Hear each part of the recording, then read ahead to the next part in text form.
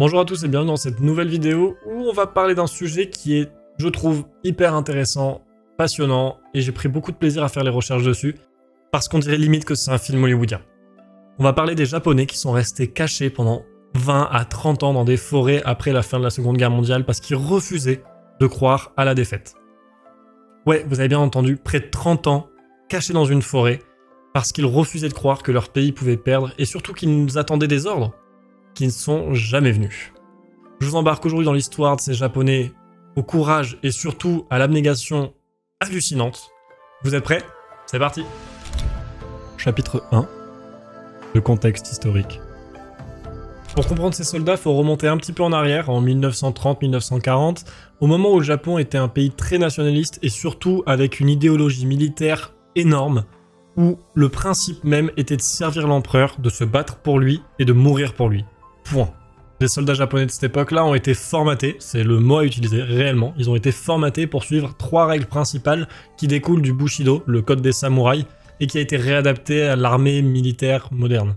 L'obéissance absolue aux ordres sans discussion, l'interdiction catégorique de se rendre, parce que se rendre et accepter la défaite était une honte pire que ce que la mort pouvait vous réserver, et surtout, le sacrifice. Même inutile, le sacrifice était honoré. Et c'est dans ce contexte-là que vont apparaître les premiers kamikazes.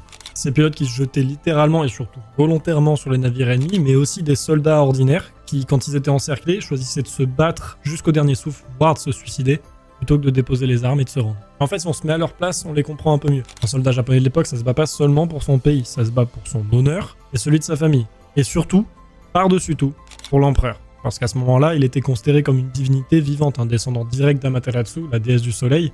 Se rendre à l'ennemi, c'était non seulement trahir sa patrie, mais aussi condamner sa famille à une honte éternelle. Autrement dit, il valait mieux mourir 1000 fois que de capturer une seule. Et ce conditionnement, il était si fort que ça allait donner naissance à des histoires incroyables de soldats perdus dans le temps. La guerre prend officiellement fin en août 1945, après les bombardements d'Hiroshima et Nagasaki, mais voilà le problème, c'est que le 2 septembre, le Japon signe la fin des combats, ce qui met fin à l'un des moments les plus sanglants de l'histoire. Par contre, des milliers d'îles du Pacifique ne sont pas au courant de ça. La communication à ce moment-là était très difficile, voire même quasiment impossible pour certaines unités, ce qui fait que beaucoup de soldats n'ont jamais reçu l'information que le conflit était terminé. Et parmi ceux qui l'ont reçu, beaucoup ont refusé de croire à tout ça parce qu'ils ne pensaient pas viable ni possible que l'armée sacrée de l'empereur puisse perdre. Pour eux, c'était une ruse de l'ennemi, et donc certains officiers ont ordonné à leurs soldats de continuer avec le combat, de continuer à se battre, et étant programmés pour suivre aveuglément les ordres, c'est ce qu'ils ont fait. Chapitre 2. Les soldats cachés. Pendant la guerre du Pacifique, le Japon avait déployé ses unités sur un immense territoire, des îles comme Guam, les Philippines, les Mariannes. Tout ça était des zones maritimes extrêmement importantes pour contrôler les navires qui passaient et pouvoir contrecarrer les Américains. Mais ce qu'il faut comprendre, c'est que pour Tokyo, donc pour la capitale, ces îles-là, c'était pas seulement un point stratégique, c'était surtout très symbolique. Ils voulaient pas renoncer à ces îles. Donc les soldats qui étaient envoyés avaient un ordre extrêmement simple. Défendre leur position jusqu'au bout, ne jamais se rendre, et mourir si c'était la dernière option. On répétait ces 3 règles comme des mantras et les soldats japonais étaient conditionnés à les suivre, ils ne devaient absolument pas en déroger. Et quand la guerre prend officiellement fin, quand Tokyo capitule, en septembre 1945, il y a des hommes qui pensent que c'est faux, qui ne croient pas du tout à cette nouvelle, et le doute ajouté à l'absence totale de communication a fait basculer certains soldats dans une autre réalité. Pour eux, la guerre continuait, c'était non négociable. Fusil à la main, tapis dans les forêts, ils restaient persuadés que l'armée impériale viendrait les chercher un jour, que la grande contre-offensive était imminente, et surtout, en attendant, ils devaient tenir, survivre et protéger l'île. Même si en réalité, personne n'allait jamais venir les chercher.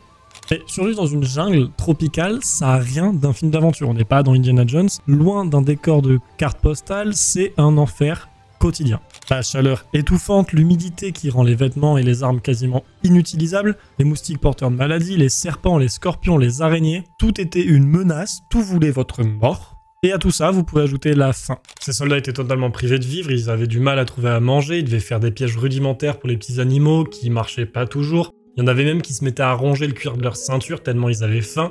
Le pire, c'était l'eau, parce que l'accès à l'eau était très compliqué, ils se voyaient boire dans des flaques, dans des eaux souillées, presque à s'en rendre malade, voire même très souvent. Et à tout ça, ajouter la peur de se faire opérer, parce que le truc, c'est que nous, on sait que le conflit est terminé. Donc, un villageois qui passe, qui les voit, il n'y a aucun souci. Mais pour eux, tout le monde était un ennemi. Tout le monde était là pour les dénoncer ou pour les tuer. Donc en fait, il y avait une méfiance constante qui les empêchait limite de dormir. Donc en fait, les soldats sont un peu devenus des morts vivants. Ils étaient en vie, il n'y a pas de souci, mais par contre, d'un point de vue du Japon, c'est comme si c'était le mort, parce qu'ils faisaient partie d'un conflit qui n'existait plus du tout. Parmi ces soldats perdus, 2 noms ont traversé des décennies et marqué l'imaginaire collectif, Shoichi Yokoi et Hiro Onada. Le premier, Yokoi, incarne la survie à l'état pur.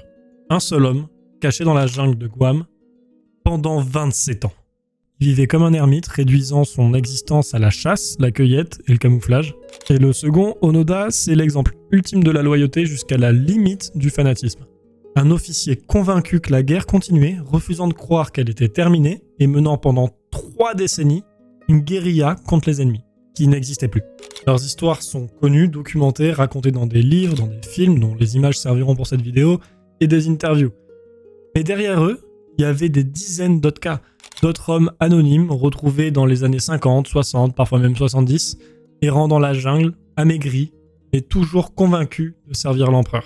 Mais ce contraste entre le Japon qui s'est reconstruit après la guerre, qui est devenu une puissance économique mondiale, et des soldats figés dans le temps, limite 20 voire 30 ans dans le passé, ça a un aspect assez fascinant, mais surtout très tragique de cette période de l'histoire japonaise.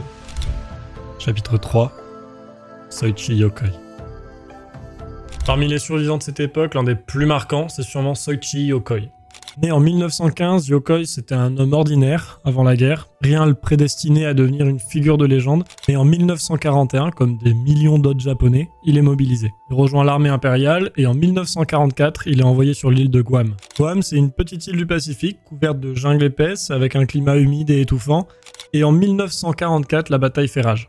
L'armée américaine, bien équipée et supérieure en nombre, reprend Guam. La garnison japonaise est écrasée. Beaucoup de soldats meurent au combat, mais Yokoi, lui, il a pris la décision de disparaître dans la jungle plutôt que de se rendre. Et c'est là que son calvaire commence. Pendant des années, il a vécu comme un fantôme, à se protéger même des habitants locaux, il se nourrissait de tout ce qu'il pouvait éventuellement trouver. Des insectes, des grenouilles, parfois même des chauves-souris, ou dans les trucs un peu plus normaux, des noix de coco ou des fruits. Mais il faisait vraiment ce qu'il pouvait avec ce qu'il arrivait à trouver. Il fabrique des outils avec les morceaux de métal qu'il va pouvoir récupérer.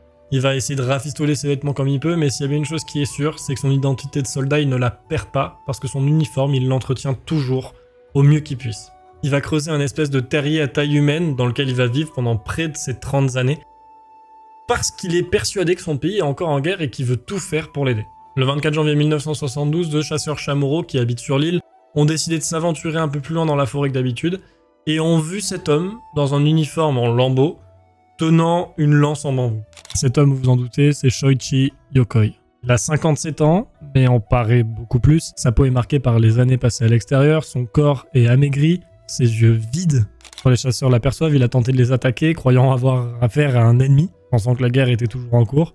Mais il est rapidement maîtrisé du fait de son âge et de sa forme physique, et il est ramené au village. Quand il a compris que la guerre était terminée depuis 27 ans, son premier réflexe est de dire une phrase restée célèbre: « Je suis profondément embarrassé d'être revenu vivant. » Et cette phrase, elle résume vraiment tout. Parce que dans l'esprit de Yokoi, il aurait été mieux qu'il meure au combat avec ses camarades, plutôt que de rentrer. Parce que pour lui, c'est une honte, c'est une trahison, un déshonneur militaire. Et imaginez un peu le choc, on parle d'un homme qui a passé 27 ans d'isolement, et dont le premier sentiment, c'est pas une joie de retrouver la civilisation, ou de la fierté, c'est un sentiment de « j'aurais dû mourir ». Parce que l'endoctrinement militaire de cette époque-là l'avait façonné à vouloir mourir pour son pays plus qu'autre chose. Mais après son retour au Japon, il devient une véritable célébrité et tous les médias se bousculent pour pouvoir l'interviewer. Il a interviewé ce soldat du passé qui est resté figé dans le temps. Le contraste est vraiment saisissant. D'un côté, on a un Japon moderne, entré dans l'ère des trains à grande vitesse, des télévisions couleurs et d'une économie en plein essor. Et de l'autre, un homme qui sort tout droit de 1945, d'un Japon totalement en ruine, qui a même pas vu une ampoule électrique depuis des décennies et qui connaît rien du monde qui l'entoure et qui a continué à tourner sans lui. Jusqu'à sa mort en 1997, il restera très lucide sur tout ce qu'il a vécu. Il aura même dit un jour « Nous, soldats japonais, nous avons été endoctrinés à tel point que nous n'avions plus de pensée propre. Je n'ai fait que survivre, car je ne savais faire rien d'autre. » C'est une confession terrible, mais qui montre toute la complexité de son histoire, et surtout de l'histoire du pays d'un point de vue militaire. Chapitre 4. Hiro Onoda.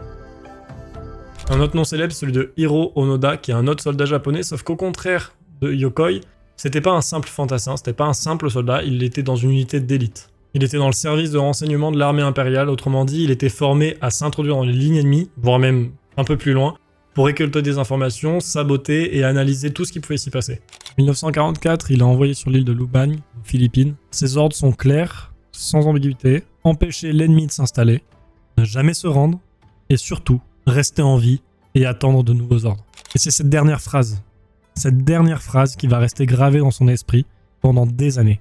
C'était sa mission, sa raison d'être, et pour lui, c'était inconcevable de la trahir. Pendant près de 30 ans, Onoda va mener une vie de guerrier invisible. La jungle devient son champ de bataille, mais aussi sa prison.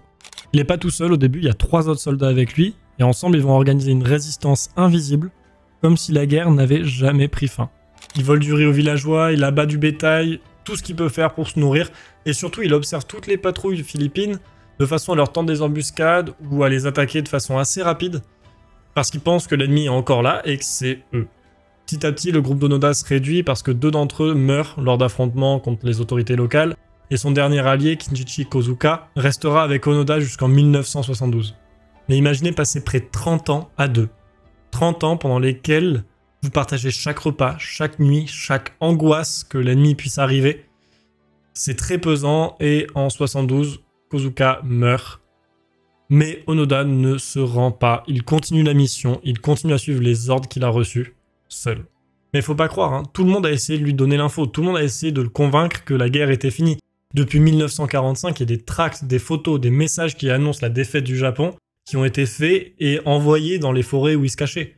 Il pouvait pas manquer l'information, il l'a eu entre les mains à un moment ou à un autre. Il a seulement décidé de pas le croire, parce que pour lui c'était une ruse américaine. Il avait été formé pour ne pas le croire. Mais finalement, c'est une rencontre un peu improbable qui va changer son destin. En 1974, un jeune aventurier japonais, Norio Suzuki, débarque sur l'île de Lubang. Ce garçon, un peu rêveur, passionné d'exploration, avait déclaré « Je pars à la recherche d'Onoda, du panda et de l'abominable homme des neiges. » Et contre toute attente, il trouve l'abominable homme des neiges. C'est faux. Il trouve Onoda au détour d'une jungle, après des jours de recherche. Il tombe nez à nez avec cet homme en uniforme effiloché, armé d'un fusil rouillé, mais encore prêt à tirer. Suzuki discute un peu avec lui, il arrive à gagner sa confiance, mais Onoda reste intraitable sur un point bien précis. Il refuse de déposer les armes, à moins que ce soit son supérieur direct qui lui en donne l'ordre. Une mission de recherche est lancée. L'ancien commandant d'Onoda, le major Taniguchi, aujourd'hui devenu libraire à la retraite, est retrouvé et envoyé à Lubang. Le 9 mars 1974, il se présente devant son ancien subordonné, et là, dans un silence presque solennel, il lui donne enfin l'ordre qu'il attendait depuis 30 ans. Soldat Onoda, vous êtes relevé de vos fonctions. Onoda rend ses armes aux autorités et rentre enfin au Japon. Il a 52 ans et pour lui la guerre vient seulement de se terminer. Pour certains, Onoda est un héros et pour d'autres, il est la preuve vivante d'un vestige militaire que le Japon veut oublier. Mais le plus intéressant, c'est de voir son point de vue à lui. Parce qu'imaginez un peu le choc. Vous êtes de 1945, pour vous le temps s'est arrêté là d'un point de vue réel, le temps n'a pas continué de bouger. Et vous revenez d'un seul coup en 1970, où le Japon a maintenant des gratte-ciels, des néons de partout, des trains à grande vitesse, et où la jeunesse est plus tournée vers la pop culture que vers l'engagement militaire. C'est du changement radical. Onoda a lui-même déclaré qu'il s'était un peu senti comme dans une machine à remonter le temps, et que c'est un peu ce qu'on attendait de lui. Raconter ce qui se passait avant, et pas l'intégrer dans le présent.